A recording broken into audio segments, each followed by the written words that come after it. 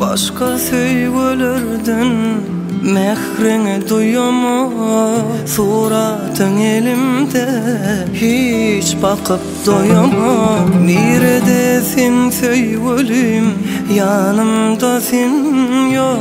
Seni candan beter söylemedim mi?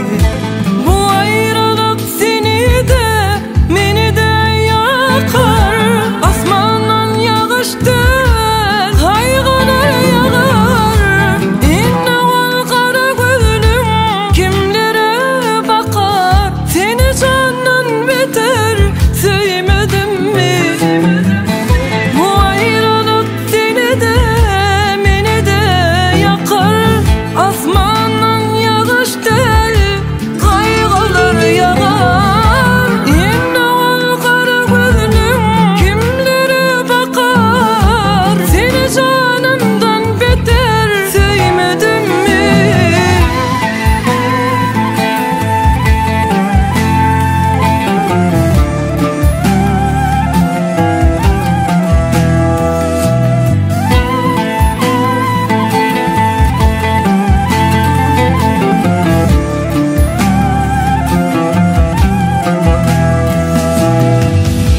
başta seni söyleyen diyerdin dine.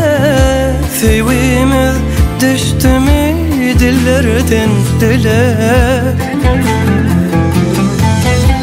Bağrıma basam da bakıp gözlerine, meni yalnız koymay demedim mi?